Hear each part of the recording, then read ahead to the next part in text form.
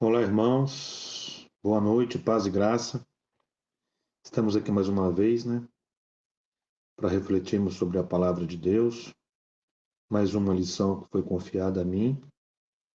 E eu agradeço muito por mais uma oportunidade. Vamos orar para a gente iniciar. Senhor, meu Deus e meu Pai, mais uma vez, estamos aqui, Senhor Jesus, na tua presença, para podermos compartilhar, refletir sobre a tua palavra, Jesus. Me usa como canal de transparência, para que a sua palavra seja iluminada no coração de cada um, da maneira que o teu Espírito achar mais conveniente. Senhor, nos conduza essa lição, esse estudo bíblico, conforme a orientação do Senhor nosso Deus. Agora e sempre te agradeço. Amém.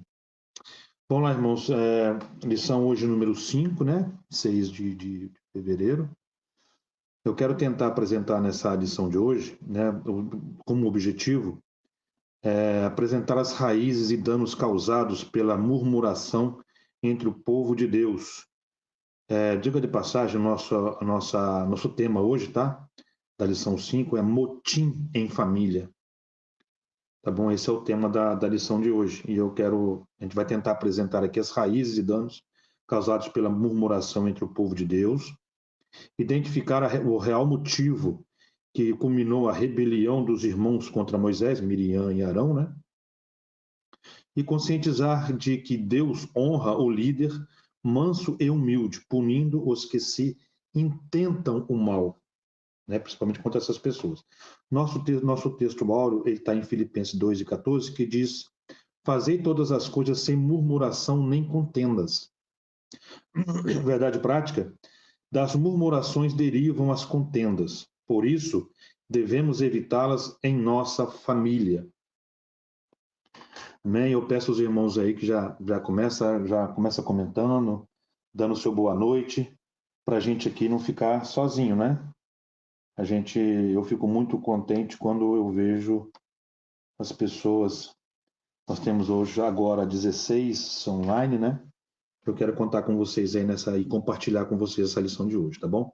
A nossa leitura bíblica em classe, ela está em Números 11, de 1 a 7, e Números 12, de 1 a 8.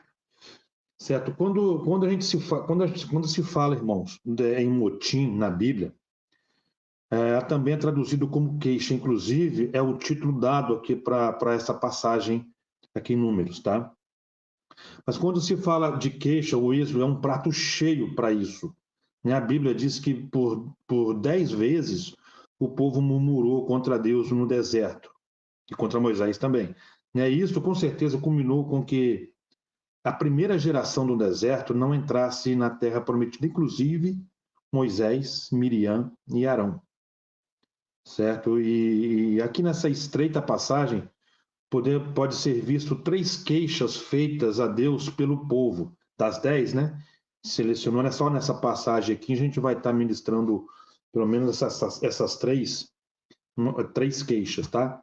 E isso aconteceu, irmão, logo que eles saíram de ao redor do Monte Sinai, onde, por sinal, era relativamente uma região bem fértil, né? Quando eles se veem assim em campo aberto, já no deserto aberto, começaram-se as queixas. Tinha acabado de sair de uma escravidão de 400 anos, certo? E logo que conseguiu a liberdade, mas já começaram as queixas, né? O velho eu lá atrás. Dos versos de 1 a 3, por exemplo, aqui as queixas de Israel eram prova de rebeldia e incredulidade. Né? Em Números se dá a mesma ideia e descreve Deus como zangado, porque ele acendeu sua ira, né, e consumiu aos redores do acampamento com fogo. E o fogo, irmãos, é um sinal da atividade divina de Deus, né? Ou para a bênção ou para o julgamento. Né? Quando a gente acha a retratação de Deus, do povo, né, de Deus para o povo com fogo, existem essas duas opções, tá? Tanto para a bênção, fogo para a bênção, como fogo para julgamento. Nós estamos acabamos de terminar uma série do pastor Eliezer, inclusive, que fala sobre fogo. Vale a pena os irmãos olhar no canal da igreja. nesses 2 domingos que passaram aí, a nossa pregação foi referente ao fogo, tá? As maneiras de apresentação do fogo na Bíblia, em relação a Deus, a julgamento, a bênção e tudo mais. Vale a pena os irmãos acompanharem aí, tá bom?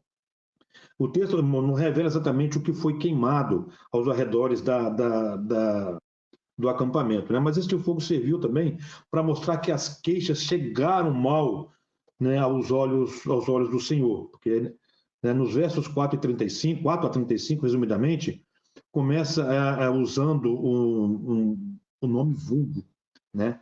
Em outras versões fala sobre estrangeiros. Então, resumindo, muito provavelmente se trata dos que não eram israelitas, né, que se juntaram ao êxodo lá do Egito, na saída do Egito lá. E a queixa dessa vez era a falta de carne, né? Eles estavam assim comendo maná já fazia aproximadamente 1 ano, né, desde a saída. Então eles anelavam, né, estavam almejando, que queria muito voltar a comer peixe, pepino, melões, cebolas, né, e alhos como comia lá no Egito, né? E assim que a maioria das pessoas cristãs hoje agem, tá? Né, fazem um paralelo de comparação entre o que viviam no mundo e o que vivem hoje na igreja. Na verdade, são paralelos que o inimigo coloca no nosso coração, ou no coração dessas pessoas, né? Almejando que a benfeitoria que o mundo proporcionava, e até hoje proporciona, né?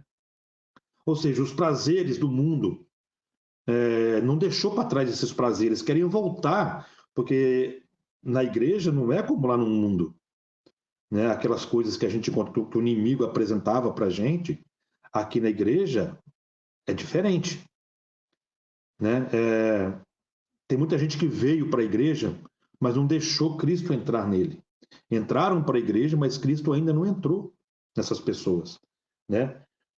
Então olha para trás, não aguenta o deserto e começa a desejar voltar atrás, né? Ao contrário que Paulo diz em Filipenses 3, 13 e 14, né, que ele diz lá que, esquecendo-me das coisas que atrás ficam, prossigo em direção ao alvo para o prêmio da soberania, vocação de Deus em Cristo Jesus.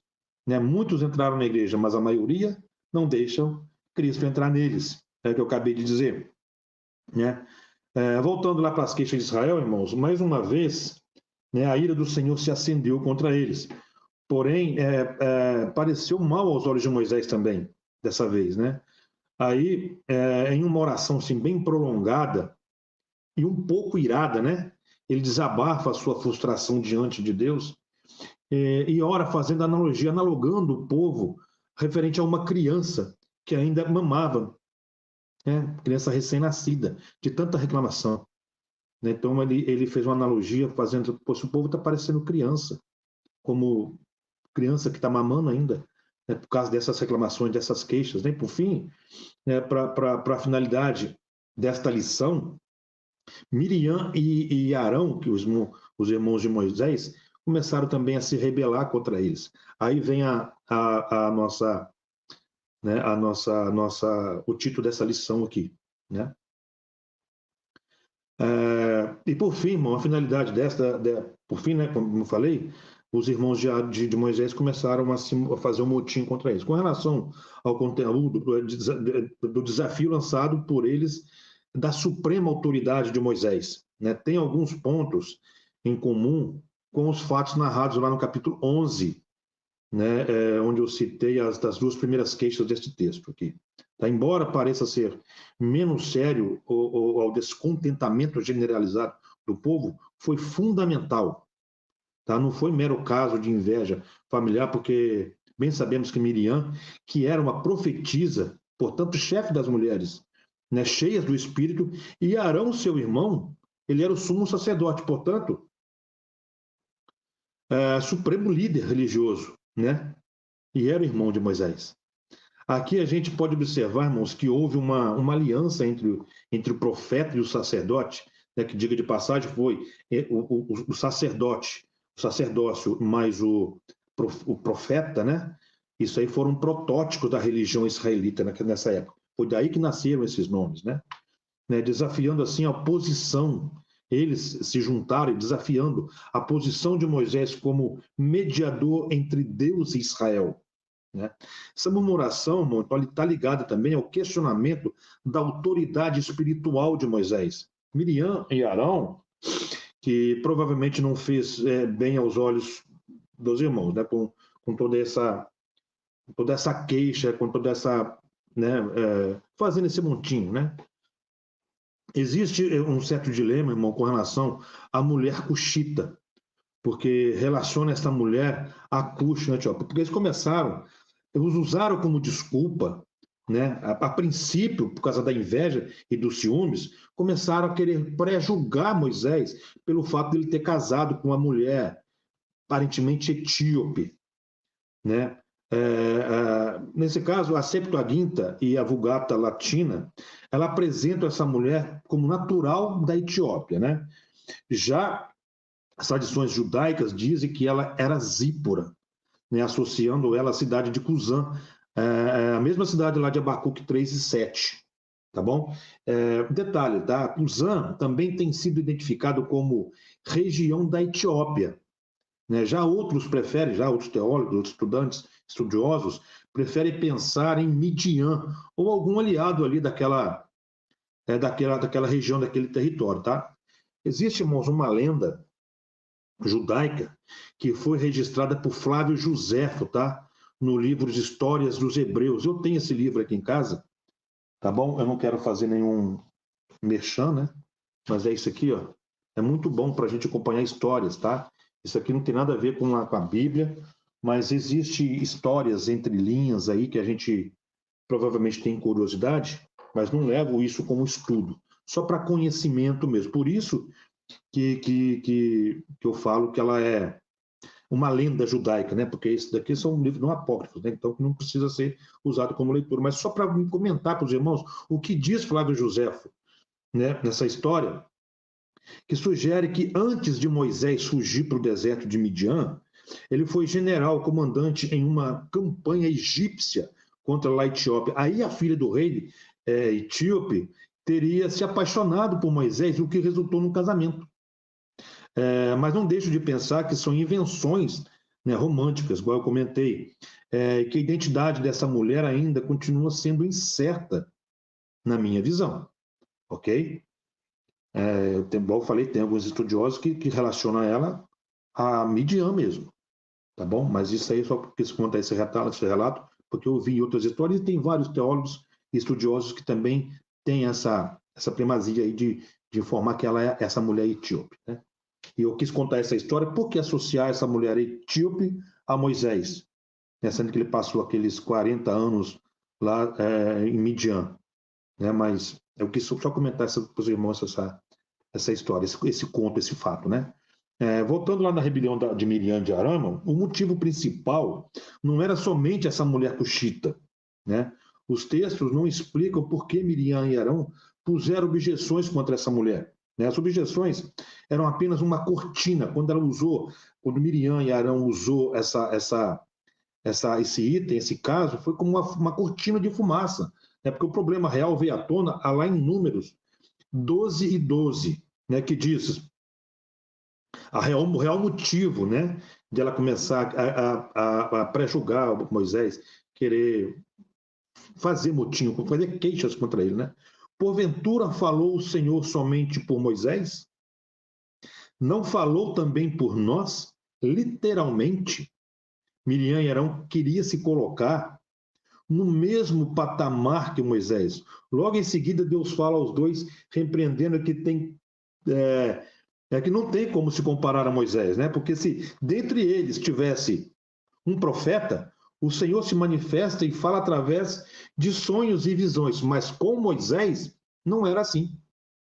Moisés, que era um homem fiel, né, ele tratava face a face, né? E por essa rebelião, irmão, as queixas, ou queixas, né, e as murmurações dos dois, tanto de Miriam quanto de Arão, tiveram seus castigos, tá?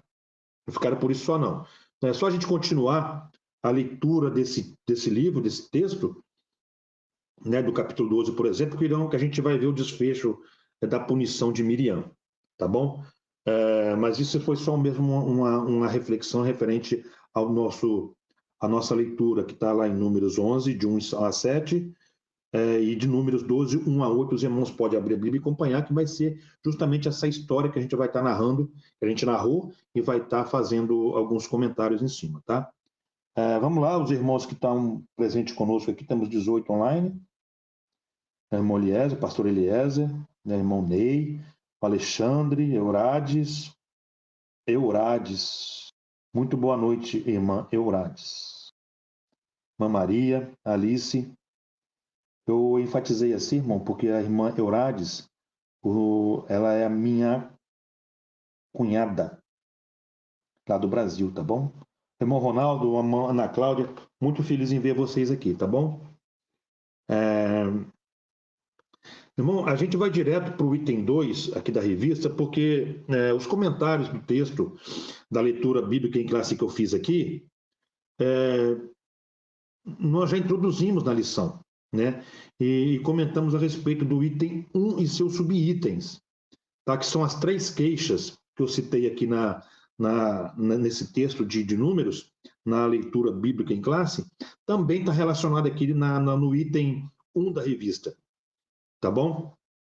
Eu fiz todo um resumo sucinto sobre esse texto e acho que foi bem detalhado e proveitoso, tá? Caso os irmãos tenham alguma dúvida, pode colocar aqui nos comentários que a gente pode voltar a conversar sobre isso. Mas eu quero pular, o item 1 da revista diz a influência negativa da murmuração, né? E o item 1.1, que eu queria dar uma pincelada, porque do item ponto...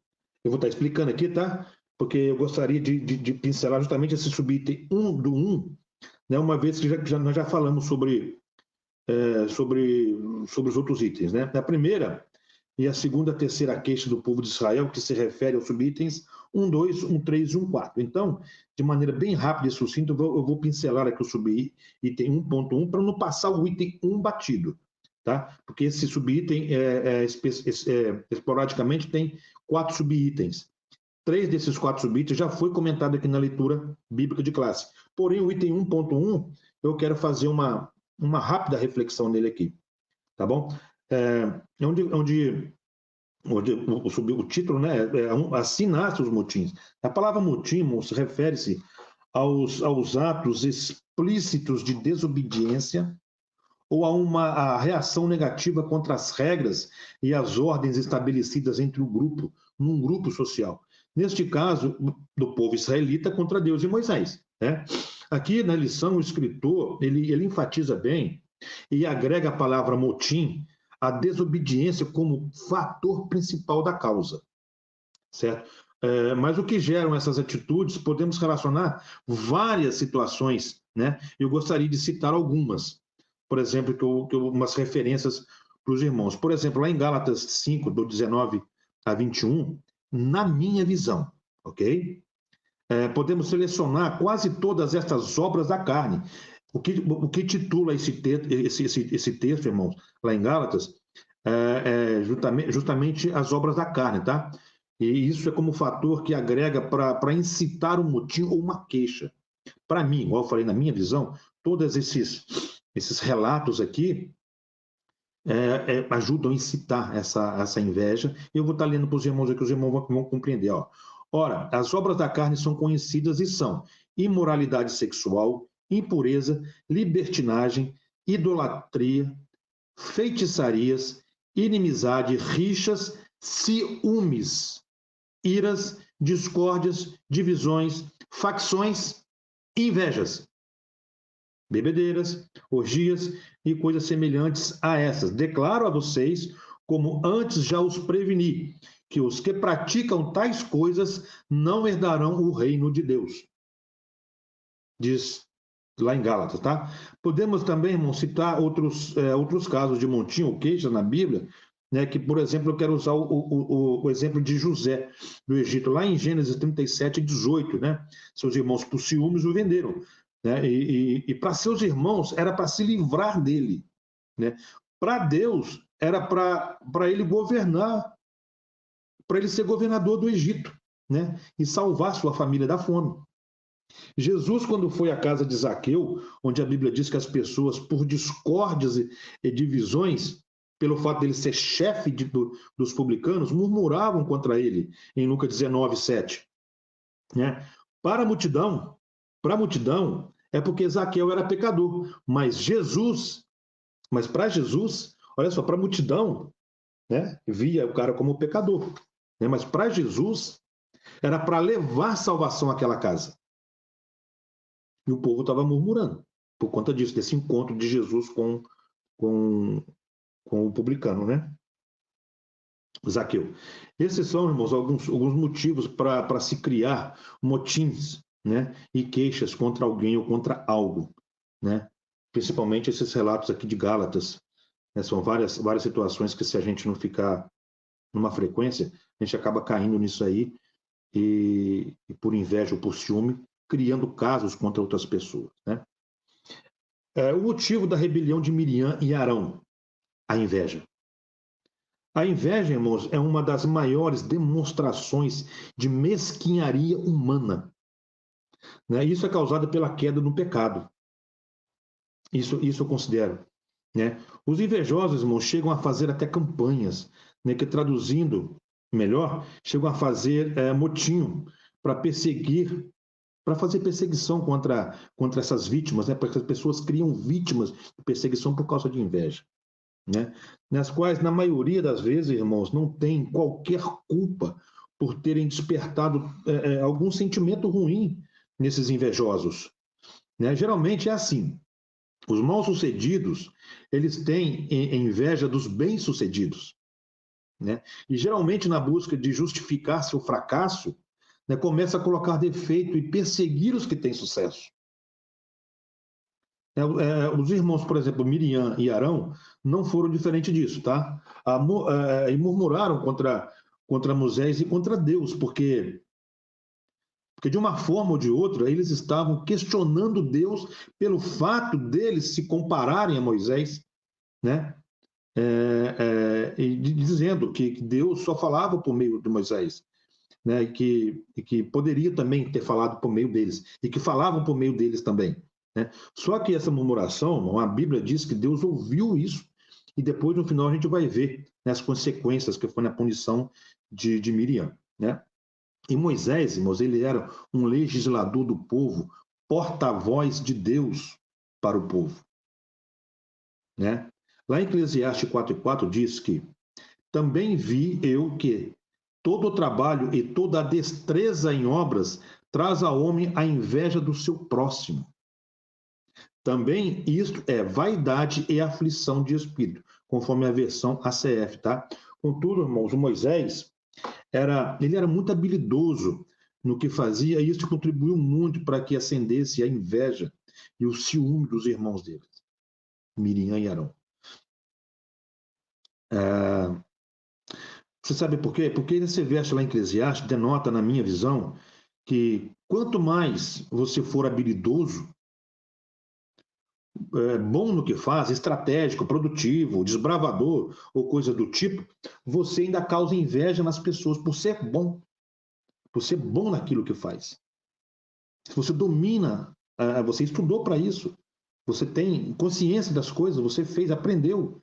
E as pessoas que não têm esse sucesso, que não aprenderam dessa forma, até mesmo nas mesmas profissões, nas mesmas coisas paralelas que se façam, as pessoas são piores do que você, ou que você se dedicou tempo, dedicou energia para aprender e para fazer com excelência e fazer bem feito. Essas pessoas que não tiveram, que não gastaram essa mesma energia que você gastou, essas que ficam preocupadas com você, com o seu crescimento, né? E começam a fazer motinho dentro da fábrica ou de qualquer lugar que esteja contra você, né?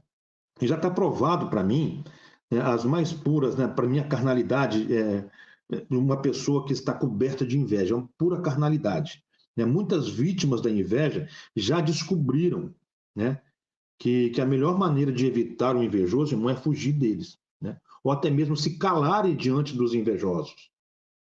Não cair nessa pilha, para a gente não se rebaixar tanto, né? Você tem certeza do seu sucesso, né? Então, a gente não precisa se rebaixar para essas pessoas que têm perseguição, que fazem motim por conta de inveja e ciúme, né? No caso de Moisés, ele era um homem muito manso, conforme diz ali em Números 12:3, e que são justamente dois opostos, tá?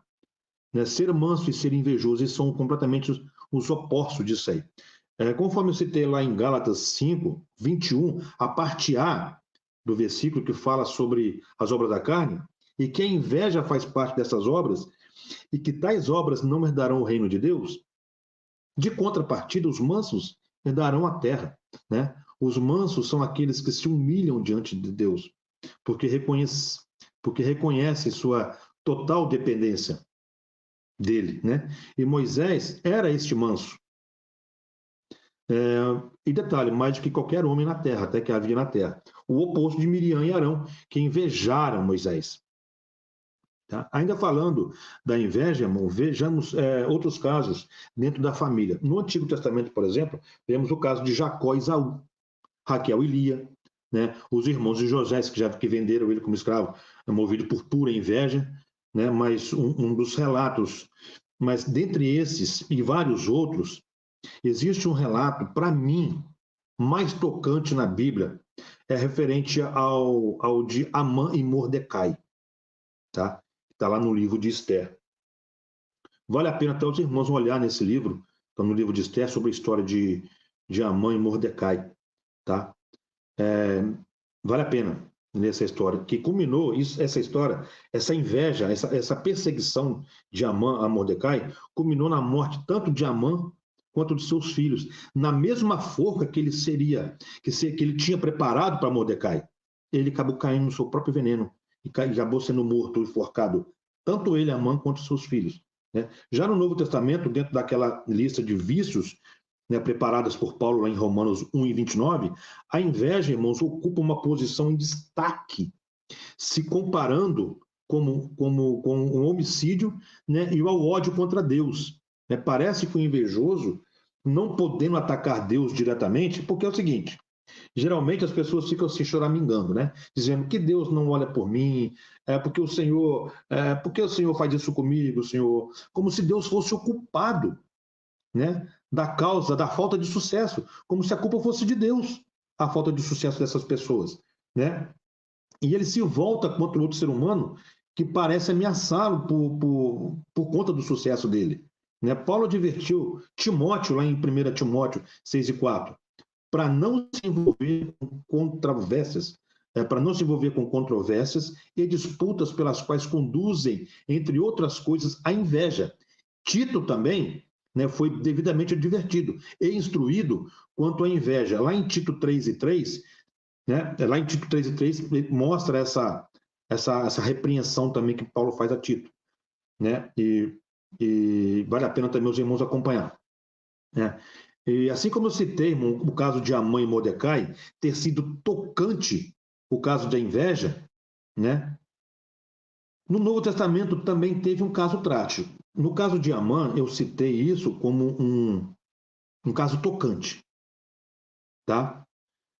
Já no Novo Testamento, eu cito como um caso trágico de inveja. Que foi os líderes judeus que fizeram de Jesus Cristo a vítima da sua inveja. Né? Lá em Mateus 27:18, que conta essa história. Né? A inveja era tanta que até o próprio governador, né, romano, Pilatos, percebeu o que estava acontecendo, mas o que ele fez? Ele lavou as mãos. Tentou até dar a palavra para Jesus, né? Mas Jesus se calou, todo mundo conhece essa história, tá, irmãos? Mas Jesus se calou porque tinha que se cumprir as promessas, as profecias. Né? Mas também, esse para mim foi o caso trágico da inveja, das perseguições, né, dos líderes judeus acima de Jesus. Né? O motim familiar promove desabores e ofensas. Né? Miriam não tinha motivo para se invejar de Moisés, irmão. Ela não tinha esse motivo. Ela foi quem liderou o cântico das mulheres para Moisés na travessia do Mar Vermelho, por exemplo. Ela foi a primeira pessoa na família de Moisés a ser chamada de profetisa também, por exemplo. Né? Sem contar que ela serviu como vigia de Moisés no Nilo, quando ele era recém-nascido. Né? Mas o próprio nome dela, que significa rebelde, revelou uma carnalidade, né, dentro do seu coração, mesmo que por um momento. Né? Desencadeou tudo isso, aí, uma revolta do povo contra Deus e Moisés. Né? Então, você ser rebelde, murmurar ou fazer motim dentro de casa ou da família, isso traz revolta e desgosto dentro de casa, né? Ou que seja, pessoas próximas, porém, se não forem espiritualmente estruturadas, irmãos, como foi Arão, né? Acabaram aderindo a esse pecado de inveja e ciúme, né? E digo pecado pelo seguinte, tá? Porque são pessoas que ignoraram suas próprias bênçãos para focar nas bênçãos dos outros, né? No caso de Miriam, por exemplo, que tinha sua própria bênção, tinha os seus dons e tinha suas bênçãos, mas naquele momento ela focou nas bênçãos de Moisés, né? Com isso ela foi se conspirando. A primeira pessoa que ela conspirou, juntou para conspirar, foi o seu próprio irmão, Arão, né? E logo em seguida, com a visibilidade dos dois, porque também tinha interação entre o povo foi vendo essa, essa atitude de Miriam, né, que conseguiu conquistar Arão, e depois automaticamente o povo foi atrás, né? Conseguindo, e ela também conseguiu conquistar esse povo para murmurar, para se queixar, mas quem pagou o preço foi ela. Se bem que o povo não entrou, né? Terra prometida, mas ela também pagou o preço, caro. Isso, né? A melhor forma de lidar com essas pessoas invejosas, irmãos, é se afastar delas. Isso também já foi comentado, né? Mas como se afastar de uma pessoa invejosa dentro da sua própria casa, da sua própria família? Mesmo sendo da nossa própria família, irmãos, é possível não entrar na mesma frequência que ela está, certo? Eu, por exemplo, eu li um livro, ele é chamado de Especialista em Pessoas. Eu recomendo muito esse livro aí para as pessoas que trabalham com gestão de pessoas, tá? Ele é do Tiago Brunet, né? Ele define em poucas palavras, 3 esferas de amizade, né? São essas 3 esferas de pessoas que a gente classifica. Mas quem tem que classificar é a gente. O mundo é cheio dessas pessoas, mas a gente tem que classificar e colocar essas pessoas nos seus devidos lugares, que é para não atrapalhar a nossa trajetória, né? A nossa ascensão. Então, como eu falei, a gente tem que estar alinhada com o Espírito, certo? E desligada dessas pessoas, para que não seja atrapalhado. Essas esferas, eu vou dizer para os irmãos, que é o seguinte: estratégicas são essas as três esferas que ele considera, isso no livro dele, são pessoas estratégicas, necessárias e íntimas, né? E essa classificação deve ser feita dentro da família da gente também. A gente não é pecado a gente fazer essa classificação, né? E não se preocupa não, porque Deus mandou Abraão sair da casa dele, de seu pai, para poder viver o seu propósito, tá? Porque a frequência lá na casa de Terá, pai de Abraão, não era propícia para os planos de Deus, até porque Terá era idólatra, né? E teve todos os problemas. Então Deus pediu para que Abraão saísse da casa dos pais deles, mas não precisava deixar de amá-los não, tá? Só saiu porque a frequência daquela casa não permitia que os planos, até permitir, porque Deus pode tudo, mas poderia atrapalhar na consciência de Abraão, né? Desfocar ele, tirar ele do foco, né? Como diz Paulo lá em Filipenses 3, 13 e 14. Jesus também, ele tinha essas pessoas, irmão. Ele tinha essa esfera na vida dele também. A gente, né, parafraseando, né, mostrando, fazendo analogia, Jesus também pode considerar isso aí. Por exemplo, né, ele tinha cerca de 500 seguidores que eram seus amigos estratégicos, por exemplo. Né? Porque enquanto ele subia aos céus, esses 500 estavam lá para servir de testemunha ocular, para poder espalhar a notícia por toda a terra, e nem sempre essas pessoas estratégicas precisam sentar na nossa mesa, tá? Isso não quer dizer que precisa todos eles sentar na nossa mesa. São pessoas estratégicas. Mas também não quer dizer que a gente não ama eles. Tá? Isso não tem nada a ver. Jesus também, ele tinha os 12 pessoas necessárias, tá? Que era da sua equipe, os apóstolos, né? E nem sempre todos eram os melhores no sentido de proximidade de Jesus. Mas Jesus precisava deles para a sua caminhada no seu ministério, para ajudar na caminhada dele no ministério. Por fim, ele tinha 3 pessoas, que essas a gente considera como íntima, né? Que são 3 amigos, o qual ele podia compartilhar assuntos assim mais relevantes, né? Essas 3 pessoas, por exemplo, tiveram em lugares especiais com Jesus, que Jesus chamou só eles para poder participar de todos esses que tinham. Então ele conseguiu também, é como se fosse, né? Agora estou falando, alugando, fazendo essa estratégia das esferas. Ele colocou cada pessoa em seu devido lugar e ministrou sobre elas, usou elas da maneira que elas apresentassem para ele. E foi dessa forma que Jesus manteve essa separação sem deixar de amá-los, né? Então, para mim, ele foi muito sábio com relação a isso aí, o mais sábio do mundo, tudo, mas falando sobre esse assunto, ele foi muito sábio com relação à frequência de pessoas ao redor dele, né? Mesmo assim, teve um que traiu, né? Mas ele também sabia. Por isso tem as separações. E esse que traiu não estava no meio da intimidade, né? Dos três que eram mais íntimos que ele, né? Nós, por exemplo, porém, irmãos, devemos ter uma vida espiritual com Deus, temos que ter a sensibilidade para poder classificar essas esferas dentro da nossa própria casa, na nossa família, né? Assim carregar frequências que fortificam ainda mais a nossa vida íntima, principalmente com Deus, tá? Porque se você convive rodeado de pessoas invejosas e ciumentas, né? E não segrega essas pessoas, o risco de sermos perseguidos é muito grande, né? Agora, suportar essa perseguição são para poucos, tá? A não ser que a gente seja igual Moisés, muito manso, né? É justamente o assunto que a gente vai abordar agora, certo? Ser muito manso. Vamos lá, como é que estão os irmãos aí? Malice, Ronaldo Simões, já falei, a irmã Cláudia, Juraci, boa noite, paz de Cristo, Doni, a paz do Senhor. Muito bom, irmão Juraci. Pessoas invejosas, né? Muito bom. Muito bom não, né? É só a gente permanecer na unidade do Espírito, focado no Espírito, que a gente passa por essa, tá? Moisés, um homem muito manso e humilde.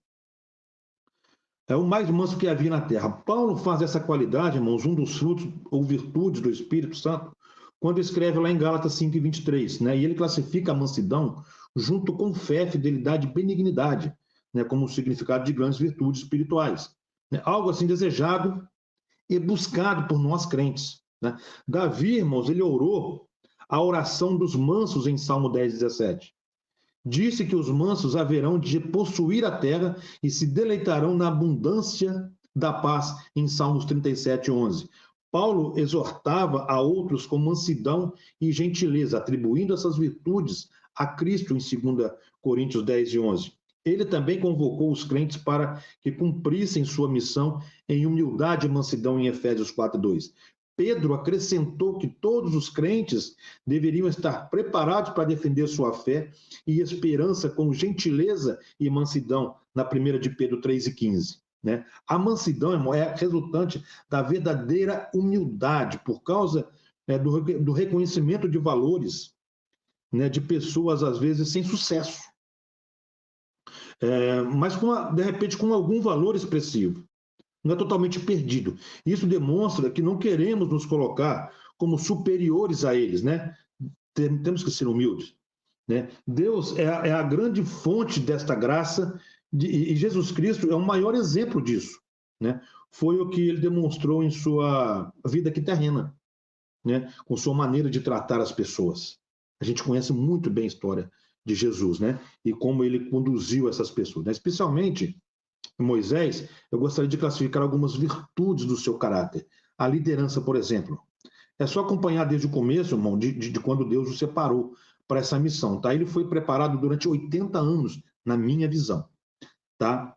Desde o nascimento dele, por exemplo, até chegar o dia do êxodo, né? Quando começou sua jornada lá pelo deserto, já havia uma certa bagagem como líder, inclusive resolvendo alguns problemas lá em Midian, né?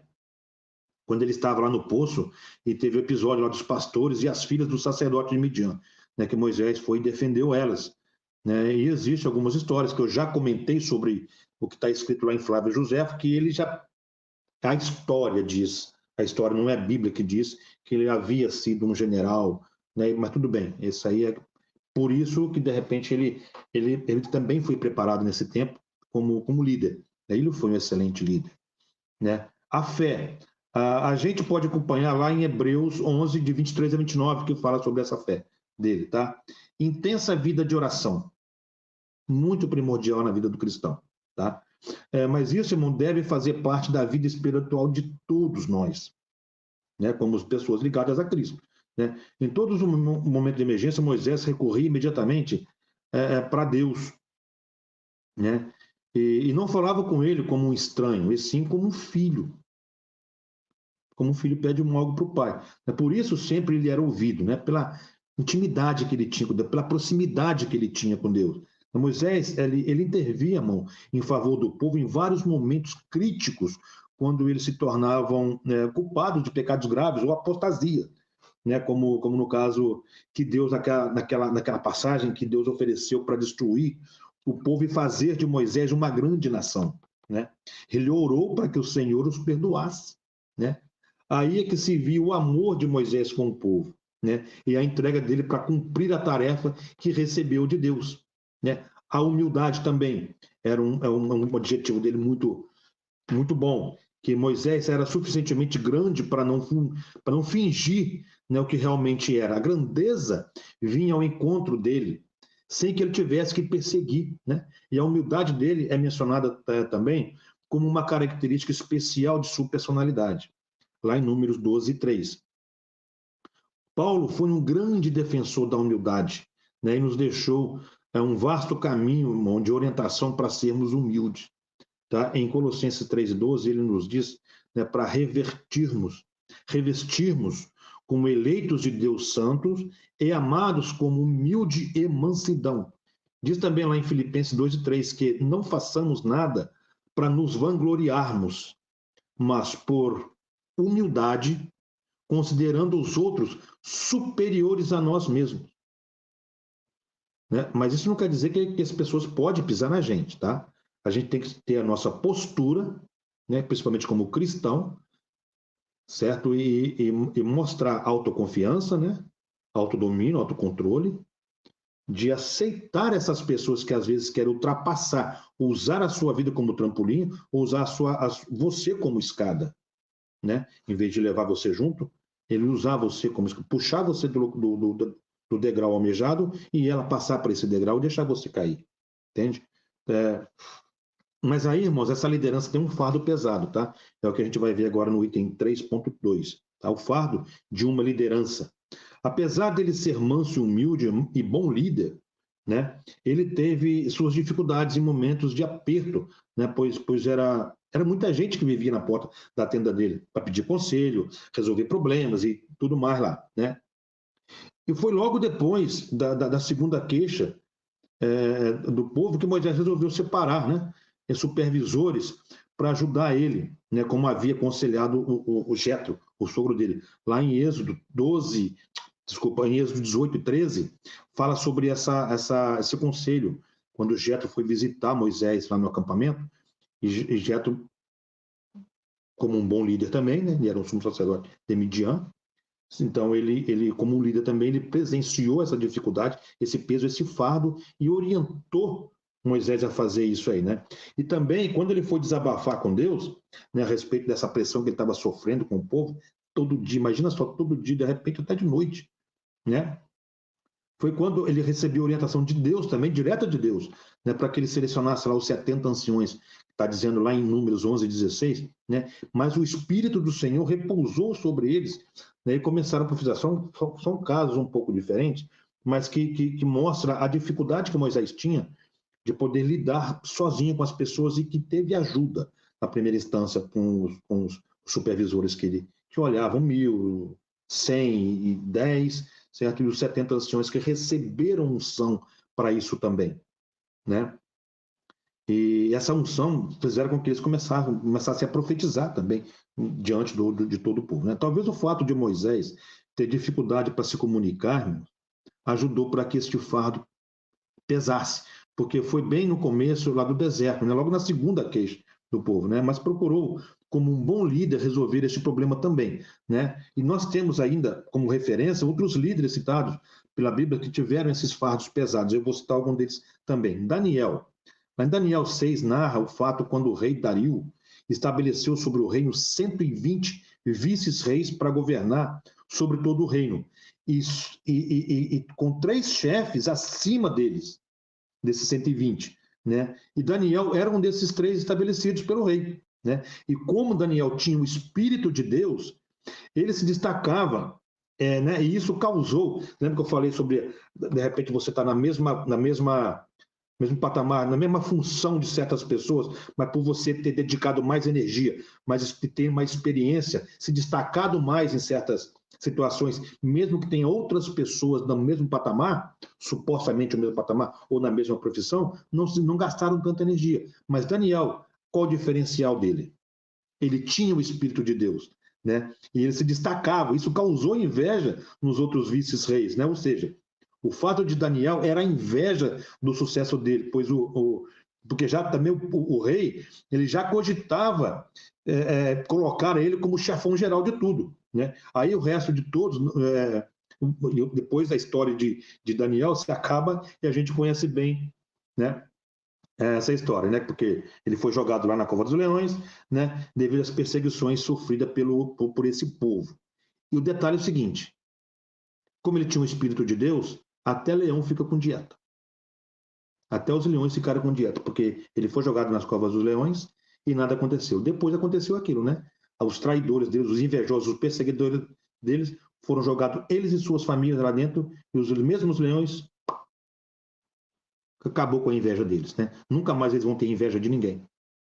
Amém, irmão? José também foi um dos principais líderes lá do Egito, né? E bênção para o povo dele, né? Todos conhecem, a gente conhece toda a história, né, de quando ele foi vendido lá como escravo por Egito, né?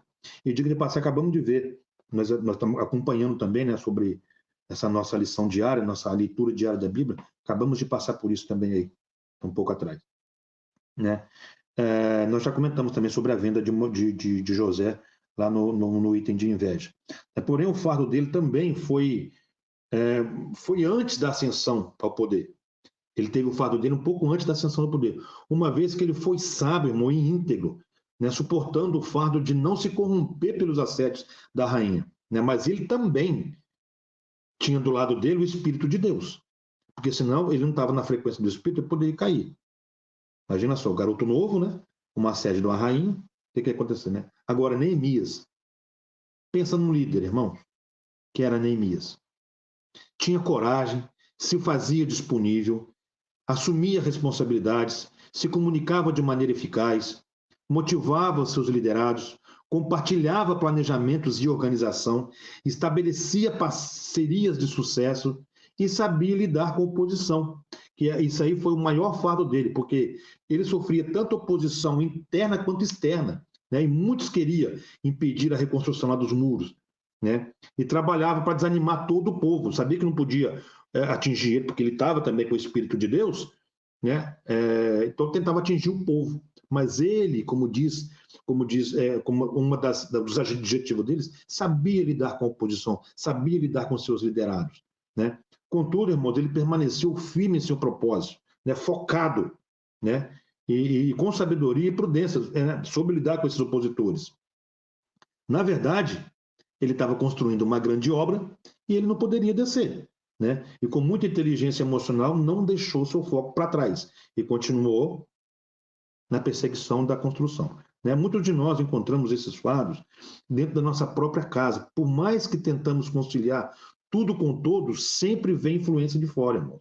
Por exemplo, temos filhos em escolas, né? Onde amigos convivem muito mais tempo com eles. Muitas das vezes, nossos filhos convivem muito mais com outras pessoas desde criancinha. Aqui nos Estados Unidos, por exemplo, para você trabalhar, de repente você tem que colocar as suas crianças num daycare. Então você fica muito menos tempo com eles. E quando você chega de noite do trabalho, eles já vão dormir, já tem que dormir. Então o contato é muito pouco, é escasso, né? E tem muita gente que prefere trabalhar os domingos ainda porque não tem uma vida familiar com seus filhos e esposa. Isso aí também não, isso causa fardo para a gente. Os filhos também que trabalham com pessoas de culturas diferentes, crenças diferentes, mas, irmãos, o que prevalece para a gente é o Espírito de Deus dentro da nossa casa. E nós, maridos, esposos, que somos os líderes das nossas famílias, das nossas casas, devemos permanecer na frequência do Espírito, porque é através de nós que nossos filhos vão se espelhar, tá? E a nossa unção transferida para eles, né? Então a gente tem que ter essa sensibilidade também de ver ao nosso redor, dentro da nossa própria casa, como é que está esse andamento com os nossos filhos, tá bom? E muito bom, irmã Ana Cláudia, aprender de mim que sou manso e humilde de coração. Exatamente. E, irmãos, a gente vai ver agora sobre a punição de Miriam, tá bom? E Arão. Depois de tudo isso que nós comentamos e compartilhamos referente a motim, inveja, ciúme, Miriam e Arão, eles também não foram esquecidos por Deus, tá? Depois de tudo que fizeram, Deus separou uma punição para eles, né? Eles foram chamados para fora da tenda da congregação e foram repreendidos por Deus.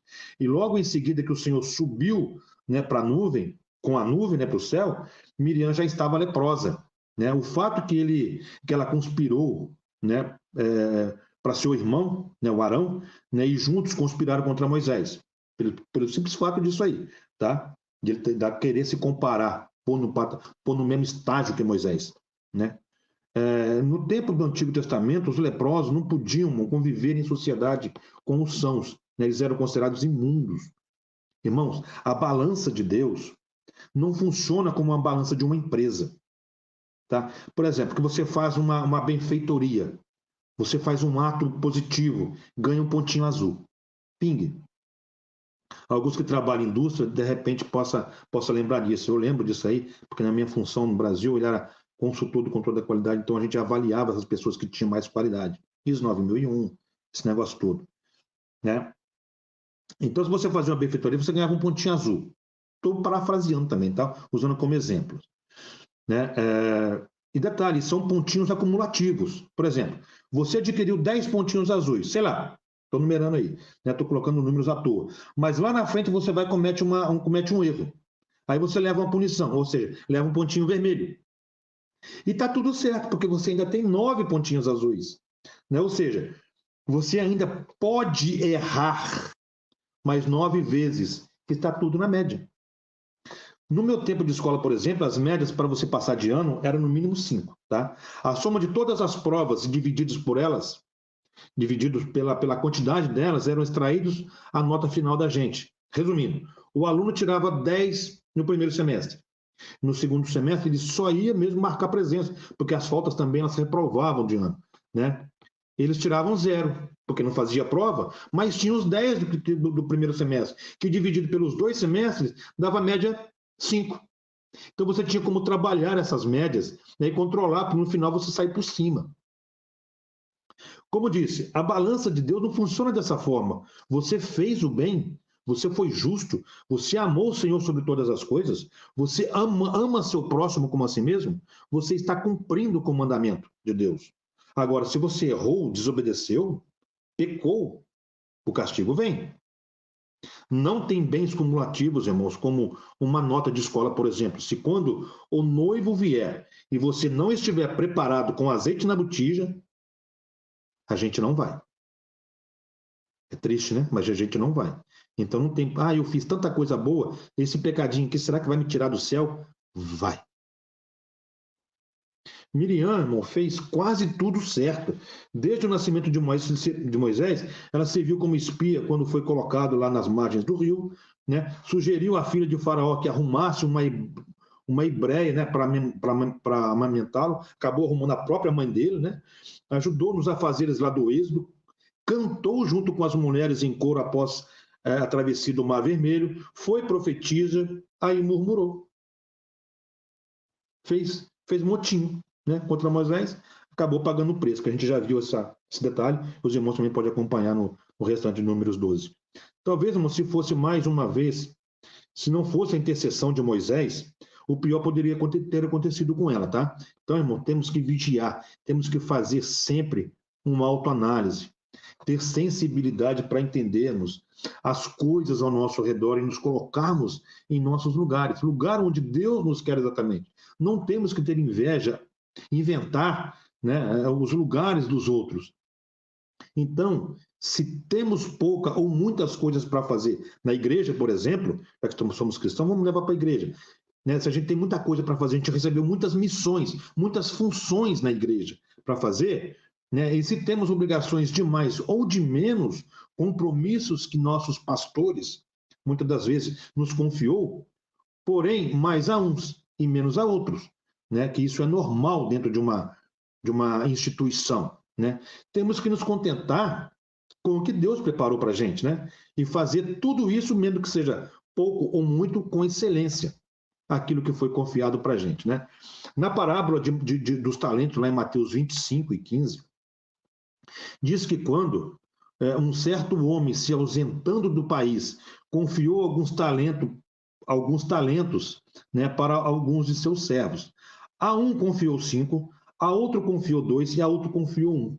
Aí, irmãos, no versículo, é que vem um dos detalhes dessa história, da parte final do versículo, que muita gente não enxergou dessa maneira, ou que não prestou atenção. Tá? Lembra que foi confiado 5, 2 e 1 talento. Então, na parte B do versículo, diz assim: então, que eles foram dados esses talentos, foram confiados esses talentos para eles, baseado na capacidade de cada um. Deu a cada um segundo a sua própria capacidade. Então não tem como inventar. Tá? O que temos está conforme a nossa capacidade de administrar e temos que aceitar isso. Ou então gastar mais energia para aprender coisas e ser mais útil até dentro da igreja.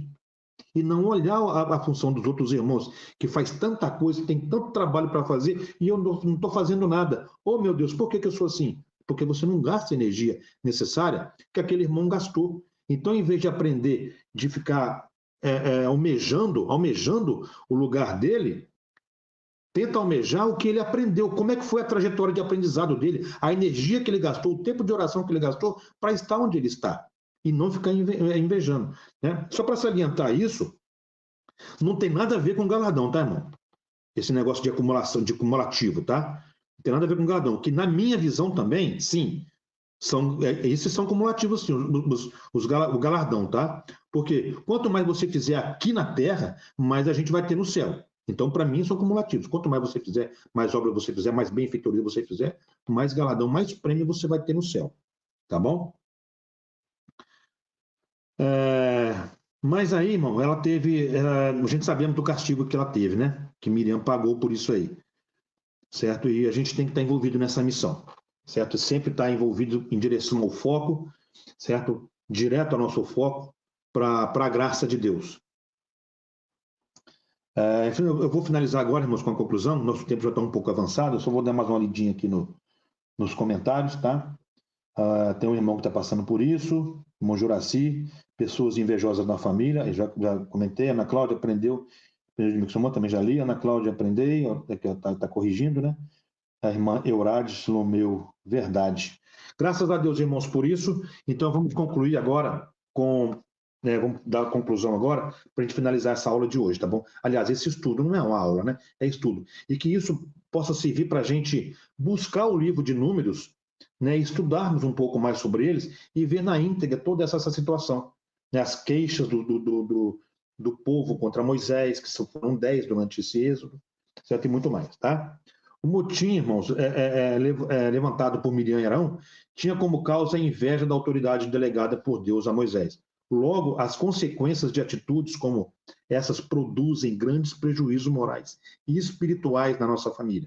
Tá? Por isso, o apóstolo Paulo aconselha que andemos no Espírito para que as obras da carne não dominem as nossas atitudes. É tempo de muita prudência.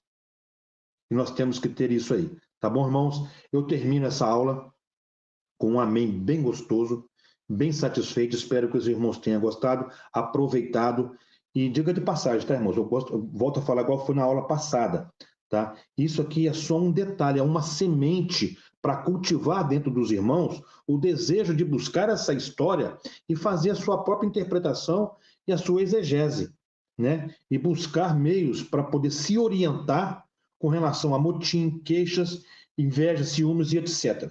Tá bom? Então isso aí serve para cultivar os irmãos. Isso aqui não é uma aula. Eu não estou complementando que o motim é exatamente isso. Estou usando alguns tópicos e referências para cultivar nos irmãos desejos de buscar essas informações. Amém? Vamos orar encerrando, irmão. Eu agradeço mais uma vez, tá? Senhor, meu Deus e meu Pai, muito obrigado por esse momento que passamos juntos. Senhor, obrigado por ter usado, Senhor, essa palavra, e que isso possa servir de incentivo para nossos irmãos, para nós mesmos, dentro da nossa própria casa, e que possamos ter a sensibilidade de interpretar, de visualizar tudo que se acontece no nosso meio, dentro do nosso meio familiar também. E que possamos, Senhor Jesus, da melhor maneira possível, instruída pelo seu Espírito, fazer a diferenciação, não fazer a separação das pessoas sem deixar de amá-las, sempre estar envolvidas com elas, orando por elas, certo? Mas deixando de estar sendo atingidos por esses ciúmes e invejas ou perseguições. Pai, eu te agradeço agora e para todos, sempre abençoa todos que acompanharam essa live e que vão ler ainda, e que vão acompanhar, que vão assistir essa live ainda. Eu te agradeço no nome de Jesus Cristo. Amém. Irmãos, amém. Muito obrigado e até a próxima, se Deus quiser. Fiquem com Deus.